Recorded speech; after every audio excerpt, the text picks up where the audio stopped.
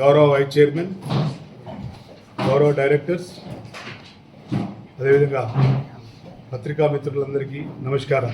April 1వ తారీఖు నుంచి జరుగుతున్న పరిణామాల మీద వాస్తవంగా మేము న్యాయ పోరాటం చేయాలి అనే ఉద్దేశంతో ఈ 10-15 రోజుల గ్యాప్ తీసుకోవడం జరిగింది. న్యాయ పోరాటం చేయడం జరిగింది. అందులో మళ్ళీ మొన్న 15వ తారీఖు నాడు వాయిదా ఉండే ఆ వాయిదా వల్ల ఈ ఎనర్జీ డిపార్ట్మెంట్ కానీ ఎంపీడీసీఎల్ అదేవిధంగా ఈఆర్సీ ఈ ముగ్గురు కౌంటర్ దాఖలు చేయడం జరిగింది. తదుపరి మళ్ళీ 20వ తారీఖు డేట్ ఇవ్వడం జరిగింది. అదే పరంగా మేమేమనుకున్నామంటే మా పాలకవర్గం నిర్ణయం తీసుకొని ఎట్టి పరిస్థితుల్లో మన పాలకవర్గం ప్రెస్ మీట్ పెట్టాలి అనే ఆలోచనకు వచ్చి ఇవాళ ప్రెస్ మీట్ అనుకొని మేము అందరికీ పిలవడం జరిగింది. దయచేసి ఏంటిదంటే 1వ తారీఖు నాడు ఎలాంటి ఇన్ఫర్మేషన్ లేకుండా, ఎలాంటి ఉత్తరం లేకుండా ఎకాఎకి ఏప్రిల్ 1వ తారీఖు నాడు పొద్దున 9 గంటల వరకు మెషన్ లేకుండా పెద్ద నిర్బంధంలాగా పోలీస్ పహారాలో విజిలెన్స్కి సంబంధించిన పోలీస్, లోకల్ పోలీసును కొంతమందిని పిలిపించుకొని మొత్తం హడావిడి చేసి ఒక 200 మంది పోలీసుతో హడావిడి చేసి తీసుకొచ్చి కూర్చోబెట్టిండు. సిఎండి గారు, ఎంపీడీసీఎల్కి సంబంధించిన సిఎండి గారు వచ్చి హ్యాండ్ ఓవర్ చేసుకోవడం జరిగింది. నాకు అప్పటి వరకు ఇవాళ దేంట్లో అయితే కౌంటర్ అఫిడవిట్లో ఇచ్చిన జీవోలు, జీవో నెంబర్ 6, జీవో నెంబర్ 7 ఇవేవి కూడా మాకు ఇవ్వలేదు. మరి 2వ తారీఖు నాడే తీసినట్టుగా ఉన్నది, మీకు అందరికి ఇవ్వడం జరుగుతుంది. దాంట్లో ఎక్కడ కూడా మేము కూడా అడగడం జరిగింది. 2వ తారీఖు నాడు అడగడం జరిగింది సిఎండి గారిని, సార్ మరి ఏంటి సార్ ఇట్లా ఎకాఎకి వచ్చారు, మాకు ఎలాంటి ఇన్ఫర్మేషన్ లేకుండా రావడం ఇది పద్ధతి కాదు కదా అని వారిని అడగడం జరిగింది. వారు ఏంటంటే సున్నితంగా తిరస్కరించారు. మాకు పైనుంచి ఆర్డర్స్ ఉన్నాయి, మేము చేయాల్సి వచ్చింది, మేము చేసినాం. కానీ వాళ్ళు చేసిన తీరు మీరందరూ కూడా చూడడం జరిగింది. ఎందుకంటే సీసీ కెమెరాలు కట్ చేయడం, ప్రతి వింగ్లో పోలీస్ వింగ్ పెట్టడం, మీటింగ్స్ పెట్టడం, ఇవన్నీ జరిగినాయి. అప్పటి నుంచి ఇప్పటి వరకు కూడా అదే పద్ధతిలో జరుగుతున్నాయి. మళ్ళీ సీసీ కెమెరాలను కూడా మేము పెట్టడం జరిగింది. పెడితే కూడా మళ్ళీ కట్ చేయడం జరిగింది. ఏంటిది? ఆస్తులు ఎవలై? సొసైటీకి సంబంధించిన ఆస్తులు ఇవన్నీ. పాలకవర్గం ఉన్నది మొత్తం 3,51,000 మనకు కనెక్షన్స్ ఉన్నవి. దాదాపు 3,10,000 మంది కన్జ్యూమర్స్ ఉన్నారు. ఎవరో కొంత 8-9 మంది ఇచ్చిన కాంప్లైంట్లను పట్టుకొని మరి 3 లక్షల మందిని కాదని ఈ సంస్థను ఎట్లా మీరు హ్యాండ్ ఓవర్ చేసుకుంటారు? పద్ధతి ప్రకారం ఉండాలి కదా. పద్ధతి మీరు ఎక్కడ పాటించలేదు. పాటించకుండా మమ్మలను ఇబ్బంది పెట్టుకుంటా ఇప్పుడు ఏమీ లేదు, ఓన్లీ మా డైరెక్టర్స్ తప్ప మాకు ఏమీ లేదు. ఇప్పుడు మొత్తం గురించి వాళ్ళు తీసేసుకున్నారు. అయితే ప్రస్తుతం ఏంటంటే నేను అనుకునేది ఏంటంటే ఇది పూర్తిగా పొలిటికల్ దురుద్దేశంతో జరుగుతున్న వ్యవహారంగానే భావిస్తున్నాం నేను. ఎందుకంటే ఎకాఎకి ఈ నెల కిందనో 2 నెలల కిందో జరిగిందని నేను అనుకుంటలేను. ఇది 1 సంవత్సరం నుంచి జరుగుతుంది. నాకు చాలాసార్లు హెచ్చరికలు చేశాను. హెచ్చరికలు చేస్తే కూడా చెప్పాను వారికి, అయ్యా మీరు నేనేమన్నా తప్పు చేస్తే ఆ తప్పును మీరు చూపించండి.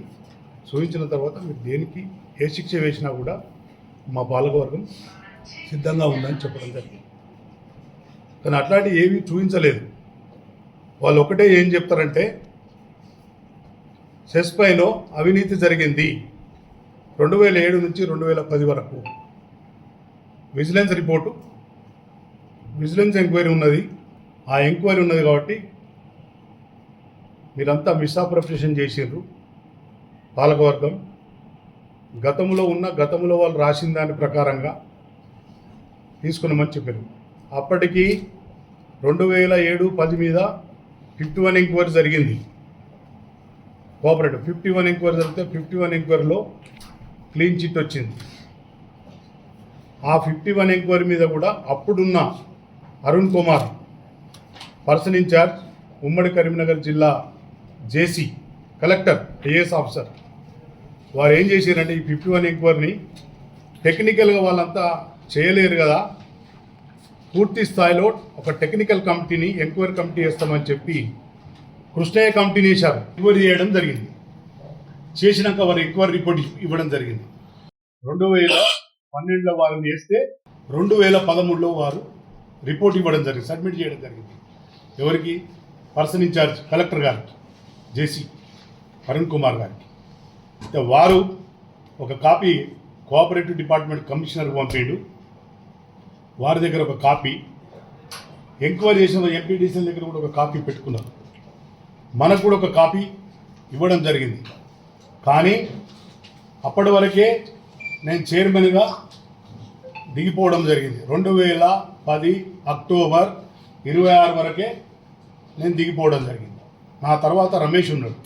ఆ ఎంక్వైరీ రిపోర్టుని బయట పెట్టకుండా తొక్కిపెట్టి చిక్కాల రామారావు చైర్మన్గా ఉన్నప్పుడే 7 నుంచి 10 దాకా అవకతవకలు జరిగినాయి. ఆ అవకతవకలను చెప్పుకుంటూ కాలం గడిపారు. మరి కృష్ణయ్య రిపోర్ట్ ఇచ్చి కూడా 16 సంవత్సరాలు అయింది ఇప్పటికీ. మరి ఏం చేసింది విజిలెన్స్ రిపోర్ట్ అనేది ఎందుకు ఇవ్వలేదు ఇవాళ వరకు? కౌంటర్ అఫిడవిట్లో విజిలెన్స్ రిపోర్ట్ వచ్చింది, మా దగ్గర ఉన్నది, మాకు సబ్మిట్ చేసింది కాబట్టి అందులో అవకతవకలు తేలినాయి కాబట్టి మేము జీవో నెంబర్ 6 ఇచ్చి మెర్జీ చేయమని అడుగుతున్నాము అని అన్నాడు. బహిర్గతం చేయండి. కృష్ణయ్య రిపోర్ట్ మా దగ్గర ఉన్నది, కష్టపడి మేము 6 నెలల క్రితం తీసుకొచ్చి పెట్టుకున్నాం. కృష్ణయ్య రిపోర్ట్లో ఏమీ లేదు, పాలకవర్గం బాధ్యతాయుతంగానే చేసింది, టెండర్ కూడా పారదర్శకంగా చేసింది, తప్పులేం చేయలేదు. As per bylaw, as per act ప్రకారమే చేసిరు. వాళ్ళ మీద ఎలాంటి అభియోగాలు లేవని చెప్పి క్లీన్ చిట్ ఇచ్చింది కృష్ణయ్య గారిది. మీకు ఇస్తా ఈ కాపీలు, ఇల్లు ఉన్నది. ఇచ్చింది ఏంటంటే 3,08,97,350 రూపాయలు వర్క్ ఆర్డర్లు క్లోజ్ కాలే. 13 మంది ఎంప్లాయీస్ మీద డ్యూస్ చూపించారు. ఇక వీరు వర్క్ ఆర్డర్లు క్లోజ్ చేయాలని. అది చెప్పకుండా అప్పటి పాలకవర్గం, అప్పటి చైర్మన్ మీద అభియోగాలు మోపుకుంటూ ఇచ్చిన రిపోర్ట్లను బహిర్గతం చేయకుండా, లెటర్లు మాకు ఇవ్వకుండా, సొసైటీకి ఇవ్వకుండా దాచిపెట్టుకొని కుట్రపూరితంగా సెస్ సంస్థను, కోఆపరేటివ్ ఒక మంచి సంస్థను, భారతదేశంలో ఉన్న 6 స్టేట్లలో ఉన్న ఈ ఎలక్ట్రిసిటీ సొసైటీలను అందులో నెంబర్ 1 సంస్థగా మన సంస్థ కొనసాగుతుంది. 56 సంవత్సరాల సేవను మనందరం కన్జ్యూమర్స్ ఇందులో. చిక్కాల రామారావుది కాదు, 3,10,000 మంది కన్జ్యూమర్స్ది ఈ సొసైటీ. దాదాపు 6 నుంచి 7 కోట్ల వాటాధనంతో ఉన్నది. 400 కోట్ల ఆస్తులు వీటితో కూడుకున్నది ఈ సొసైటీ. ఇవాళ లైన్స్ వాడుతాండ్రు, అవి సొసైటీయే. బిల్డింగ్లు వాడుతాండ్రు, సొసైటీయే. ప్రతి ఒక్కటి సొసైటీ. ఎంప్లాయీస్ 350 మంది ఎంప్లాయీస్, మన పర్మనెంట్ ఎంప్లాయీస్, 61 మంది అవుట్సోర్సింగ్, మొత్తం 411 మంది సెస్ సంబంధించిన ఎంప్లాయీస్. వాళ్ళనే వాడుకుంటాం. మీరు మెర్జీ చేస్తున్నట్టు మీరు 2వ తారీఖు నాడు ఇచ్చినట్టు అదే రోజు ఇవ్వాలి కదా. ఎందుకు ఇవ్వలేదు? మొన్నటి వరకు కూడా ఇవ్వలేదు. మేము అఫిడవిట్లు వేసిన దాన్ని తీసుకొని డౌన్లోడ్ చేసుకొని తీసుకొచ్చుకున్నాం. GO number 6, GO number 7. ఇక మీరు ఎక్కడ మరి అవకతవకలు జరిగితే ఖచ్చితంగా మొన్న డిసెంబర్ వరకు కూడా విజిలెన్స్ వాళ్ళు ఈ 3 సంవత్సరాల పీరియడ్ది కూడా మొత్తం తీసుకుపోయింది. దాని మీద కూడా ఏది రాలేదు. మరి ఏది రాకుండా మాకు మీరు చేసిన ఎంక్వైరీ రిపోర్ట్లు మాకు సబ్మిట్ చేయకుండా ఎకాఏకి ఒక రాత్రి నిర్ణయం తీసుకొని పంపితే ఎట్లా? దీన్ని రాజకీయ దురుద్దేశం కాకపోతే ఏమంటారు? దీన్ని ఒక మంచిగా నడిచే సంస్థను తీసుకుపోయి ఒక లాస్లో నడిచే ఎంపీటీసీలో కలపడం, ఇది ఎంతవరకు న్యాయం? సెస్ పరిధిలో ఉన్న కన్జ్యూమర్స్ను, రైతులను, అన్ని వినియోగదారులను కోరుతున్నా. మీకు ఇప్పుడు అంతా అందరికి ఇప్పుడు ఈ 15 రోజులలో మీకు బెల్లం చూపిస్తాను, మొత్తం సీర్బా చూపిస్తాను. పక్కనకు పోతే ఇటు పోతే జక్కాపూరు, అటు పోతే మాచారెడ్డి, ఇటు పోతే రుద్రంగి దాటిన తర్వాత కతలాపూర్ ఉన్నది, ఒడ్డారం చూసుకోండి అక్కడ. లేకపోతే వనపల్లి పక్కన చిమన్పల్లి ఉంటుంది, ఆడ చూసుకోండి. మీ ఎంపీడీసీఎల్ మీ ఎస్పీడీసీఎల్కి సంబంధించిన సేవలు ఎంత బాగుంటాయో తెలియదు ఎవరికి. లాభాల బాటలు నడిచే సంస్థను తీసుకుపోయి నష్టాలు జరిగే సంస్థలో విలీనం చేస్తే ఎట్లా? ఈ 3,10,000 మంది కన్జ్యూమర్స్ పరిస్థితి ఏంటి రేపు? చాలా మంది బెదిరించారు, చాలా మంది పేర్లు ఎందుకు, దయచేసి మీ మీద కోపంగా ఉన్నాం, మీ పాలకవర్గం మీద. ఎట్టి పరిస్థితుల్లో మిమ్మల్ని ఉంచాం, తీసేస్తాం. తీసేయండి, మేము ఆపమంటే ఆగేది కాదు, తీసేయమంటే తీసేది కాదు, మీ ఇష్టం. ప్రభుత్వంలో మీరున్నారు కాబట్టి మీ ఇష్టం, మీరు ఏమైనా చేసుకోవచ్చు. మేము తప్పు చేస్తే అప్పుడు మనం ఎంక్వైరీ చేయండి, అడగండి, దానికి మేము సమాధానం చెప్తాం. మేము ఏమైనా ఆదేశిస్తామే తప్ప ఫీల్డ్లో పోయి మేము చేసే పని మేము కాదు కదా చేసేది. నిర్ణయాలు తీసుకుంటాం, పాలకవర్గం నిర్ణయం తీసుకుంటుంది. ఆ నిర్ణయం ప్రకారం ఇది చేయండి అని చెప్తాం ఎండీకి.